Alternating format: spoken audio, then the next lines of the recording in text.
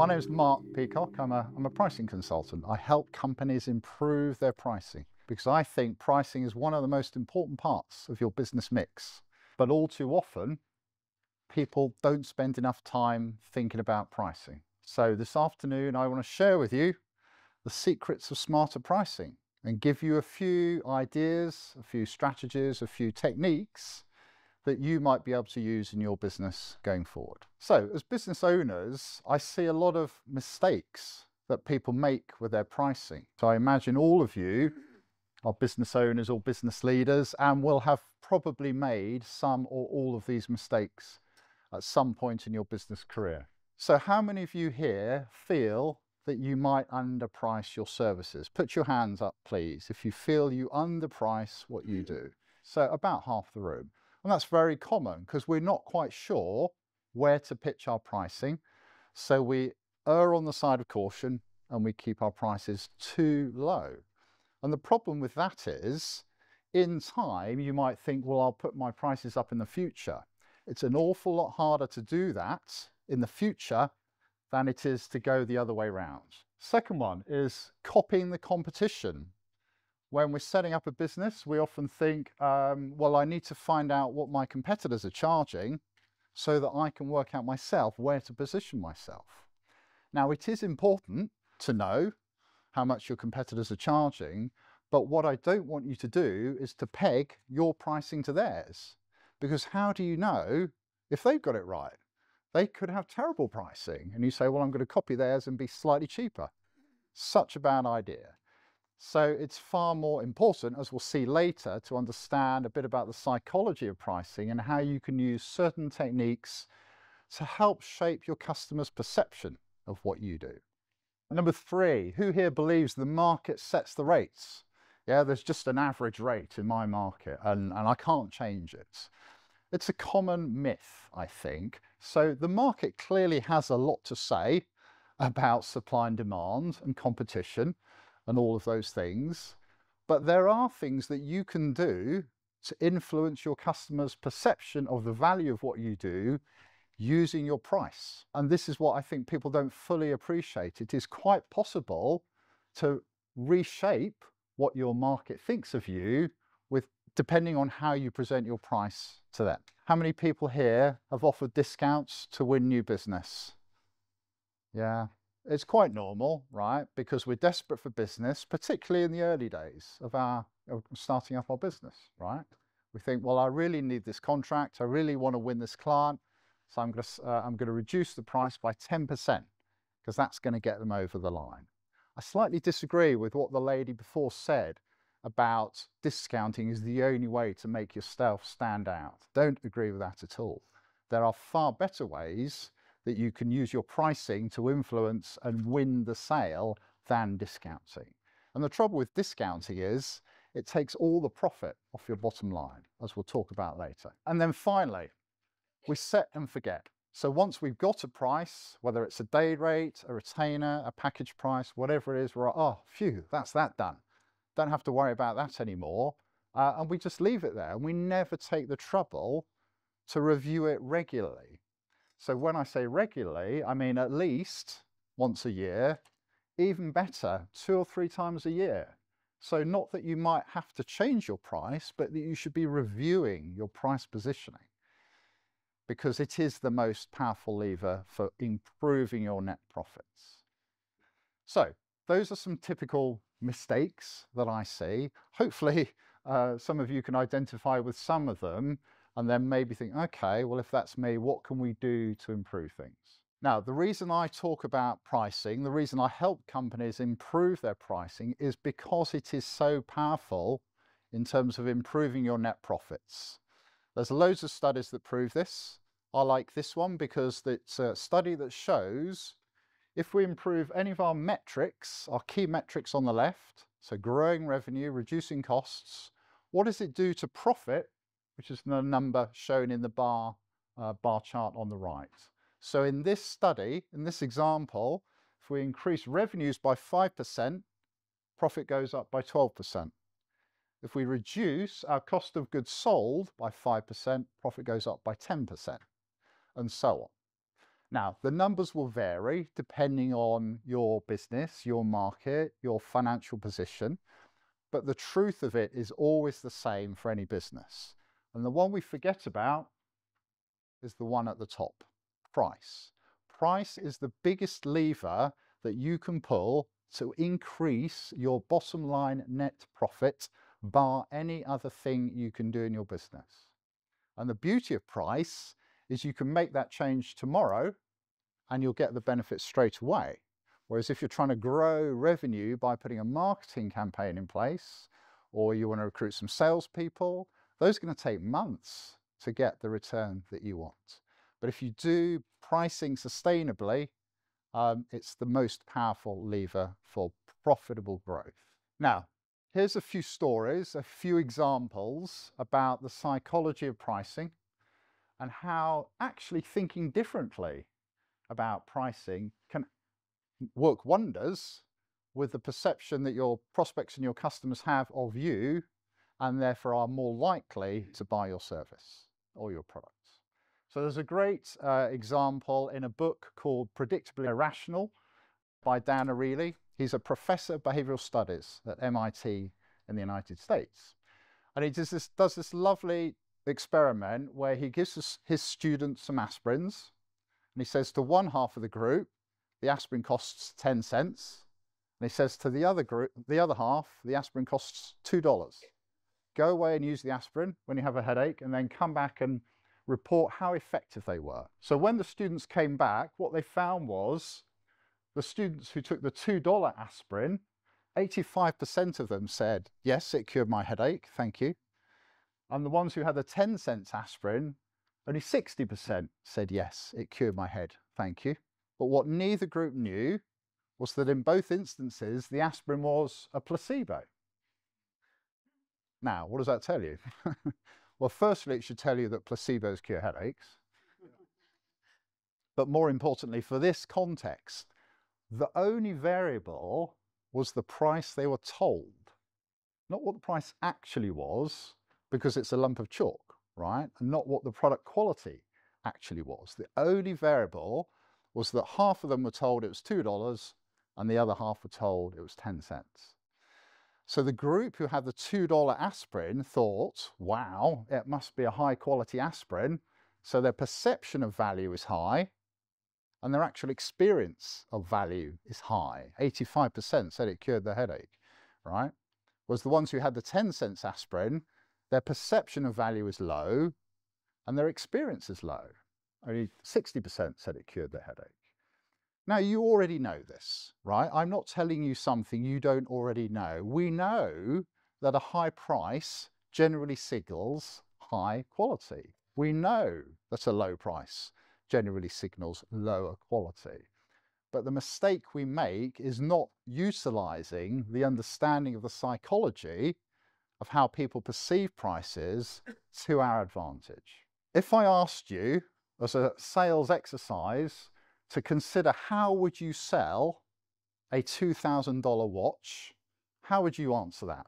Any volunteers? How would you sell this nice looking TAG Heuer specially designed watch on the left? What people might think is, well, if I'm going to try and sell this expensive watch, well, it's high quality, it's Swiss made, it's a strong brand that's associated with Formula One racing, it looks great, it tells the time, and so on. There's an old saying in the watch industry: the way to sell a $2,000 watch is to put it next to an even more expensive watch, right? A $10,000 watch in this instance. So now, as a potential buyer, if I encounter this scenario, I've got two options that I'm comparing: the $10,000 watch and the $2,000 watch. Whereas in the first scenario, I'm only looking at one product with one price. And my frame of reference is anchored by the high price for the high quality product, the Rolex. And if I choose to, I can now think to myself, well, actually, I can't afford £10,000, but it's only £2,000 for the TAG Heuer watch, right? The point I'm trying to make here is that if you're trying to sell something that's expensive, the best way to sell it is to put it next to something that's even more expensive. right? So that's a thing that you can apply in your business. Here's a really nice example of an experiment where they measured the difference in the average sale price between two beer menus. So this is in the United States, and they showed the menu on the left is the normal menu, right? We show prices from low to high, $4 down to $10. That's the typical approach that we take with our pricing. So they simply flipped it round, flipped the menu round. So now it shows prices high to low. The $10 beer is at the top. And over an 8-week period, on a like-for-like basis, the study found that they increased their average sale price by 4%. Now, if we'd just gone into that bar and said, put your prices up by 4%, demand would have probably dropped. But the point is, you can achieve a price increase outcome without increasing your prices. You can achieve it by changing how you present your prices. Because again, we are anchored by the number at the top there, the $10, so we're more likely to pick a more expensive option in that menu. Whereas in the first menu, we are anchored by the $4 price, and we are more likely to pick a lower price accordingly. So just changing how we present our pricing can be very effective. So here are my 5 top tips for any small business trying to get started in life, trying to improve their pricing. Number 1, avoid commoditization. What do I mean by that? If you sell your services by using a day rate or an hourly rate, it's very easy for somebody to compete with you and undercut you, right? You know, you might be a designer and you sell your services at £100 an hour, but there'll be somebody in the Far East that can do it for $5 an hour. In the global economy that we live in today, people are happy to engage with other suppliers on that basis. Far better is that instead of using an hourly rate or a day rate, we just turn that into a project fee, a package fee, or a retainer. So rather than saying, well, I think the job is 10 days of work and my day rate is £500. Instead, we say, well, the overall project cost is going to be £5,000. And what's important there is, as a buyer, we judge a day rate as a cost, but we judge a project fee as an investment. And if it's an investment, I want to know what my return is going to be, which is exactly what you want the buyer to be thinking, rather than, am I comparing your day rate to my accountant, my lawyer, or whatever it is. We want the buyer to be thinking about, what return do I get on my investment? Number 2, be very deliberate about where you set your price position in the market. What I mean by that, if you imagine a price and volume graph, where would you put yourself right now on that graph? Do you have budget prices? Do you have standard prices, premium prices, or executive or luxury prices? It doesn't really matter what answer, but you need to know and you need to be clear. And the mistake I see people making is that people often say to me, well, Mark, we've got premium services, but we're charging standard prices. How many people would say that's true for them? Premium services, we offer a high quality service, but we slightly underprice it. We offer standard prices. And the trick here is just to be very, very clear about it. Write it down, put it in your business plan. State, we are going to be a premium priced provider of whatever it is that you do, because, and then you list all of the key reasons why people should pay more. But if you don't give yourself that clarity from the outset, you end up making it up and you discount without realizing it. So be very clear about your price positioning. You know, in the consulting world, you know, McKinsey, top of the tree, so they charge £1 million for a 12-week strategic review. They are super expensive. At the other end of the scale, you know, in the marketing services world, you might have a designer that charges $50 an hour. There's a huge range of potential prices out there, so be very clear as to where you sit in that range. I love this cartoon because it tells a great story. So it's human nature, right, to want a good deal. So in the top half of the box, it shows a pair of red shoes for £100 and they're not being sold. Now, typically, if you're trying to sell a product for £100, you might think, well, it's not selling at that price, I better lower the price, right? I'm going to offer a discount, I'm going to offer a sale price. Actually, the better way to do it is to put it next to a high price anchor. So in this example, it's a sale price, so it was at £200 and it's been reduced to 125. And of course, the cartoon shows that there's lots more demand. But A, people like a bargain, and B, that the real secret here is understanding that the way to sell more isn't necessarily to reduce prices. It's to change the reference within which people judge your price. So for example, presenting it like this. Yeah. So the power of a high price anchor is your best friend when it comes to selling what you do. Let me illustrate that for you with a simple example. So imagine you're a marketing agency and you sell websites for a living. It doesn't matter what the price is or what you actually do. So normally when you go out to pitch to a client, you might say, yeah, here's my proposal, does all of these great things, and the price is £2,000 or whatever the number is. The trouble with that is, as a buyer, you're only giving me one option, right? And it's a yes or no option. Do I like the proposal? Do I like the price? Yes or no? If instead you can go through that sales presentation and say, we've got a couple of options to share with you today, and you create a high-end package, and in this example, it's a £5,000 website. So it does a lot more. It's got to be worth the money, by the way. So it's got more versions, more apps, more integrations, more video content, whatever it is that you do. And now we present to the buyer two options, and we must mention the highest price option first, right? This is the key.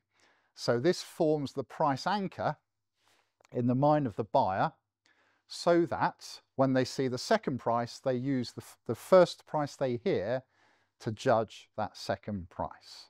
This is all in your control, right? You have the ability to create alternative packages and prices to control the frame of reference that your buyer is using to judge your prices.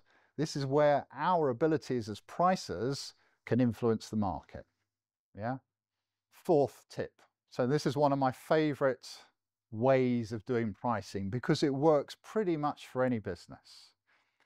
As I said just now, if you go to market, if you go to a customer or a prospect and just offer them one price, you're not doing yourself any favors, because there's a strong chance that they won't like the price and they won't like the proposition. If instead you can design three options, a good option, a better option, and a best option, so this is called good, better, best pricing, with a low, a medium, and a high price, and then you present to your buyer and say, we've got a couple of options to share with you today. Here's our premium all singing, all dancing price at £20,000. We've got a mid-range package at £10,000 and an entry package at £5,000, for example. Which one of those best meets your needs at a price you're willing to pay? So you're using a number of techniques here. You've got a high price anchor for the third option, and you're offering three carefully designed choices to the buyer. Now, whether you do this as a bespoke package every time you pitch, or you've got something like this on your website, doesn't really matter. But this is one of the most powerful ways to get away from the trap of discounting. And one of the best ways to present it is a simple way of designing and presenting your pricing that looks like this. So we've got an option A, and it doesn't matter what you call them, A, B, C. Don't call them gold, silver, bronze. It's a bit overused, I think, but you get the point, right? A, B, C, that's the entry offer, that's the middle offer, and that's the premium offer. And they must build in value as you progress from left to right. So as a buyer now, I know it doesn't say anything on the slide, but you can immediately judge why option A is 2.5 and option C is 10,000, because it's got more stuff. And if you present it like this, it makes it easy for the buyer to see at a glance the difference in the packages and the value. So you let them make the decision. When you present 3 options like this to customers, which one do most people pick? Middle. The middle one, exactly. Why? Because they don't want the cheapest. They don't want the cheapest and they can't afford the most expensive. So the middle option is the least risky option. So if you were just trying to sell a $2,500 service, and instead you presented 3 options like this, what you will find is more people pick the middle one than you might have expected. The number of times I've shared this technique with clients and they've come back to me and said, Mark, they chose option C. I'm delighted. And that's because they would be too nervous, the seller would be too nervous to show such a high price before I work with them. But actually, if you do this properly and you construct 3 relevant offers within a price range and get over your fear of communicating a high price, it's very powerful, very effective. Number 5, make your pricing as easy as possible for your customers to understand. Did you know that as human beings, we all make over 35,000 decisions every single day? All of us. So that's what to wear, where am I going, how am I going to get there, what do I need to take, what do I need to remember? And then at some point in that day, you're going to come along and say, will you buy my stuff? Yeah, so that's another decision you're asking this person to make. So to maximize your chances of getting the sale, you need to make your pricing as easy as possible. So using tiered pricing, for example, the good, better, best approach is one of the best ways that I can suggest to you to make that pricing decision easy for the buyer. So there we go. Those are my 5 top tips. I hope that's helpful. Just to recap then, so we've talked about avoiding commoditization, so avoid using day rates. Far better to use project fees or packages. Number 2, be very clear on your price positioning. Don't accidentally become budget without realizing it. Number 3, use a high price anchor, whether that's a high option or just understanding how you're presenting your prices in a way that's comparable for the buyer. Options, so a low, medium, high option is one of the best ways to do it. And it becomes easier to sell, right? It's not harder, it's easier to sell using options. And then finally, number 5, make it easy for your customers to understand your prices. So there we go. If you'd like to know more, it's all in my book. Feel free to find a copy on Amazon and other good online retailers, or get in touch with me afterwards on LinkedIn or my website if you'd like any help. Thank you.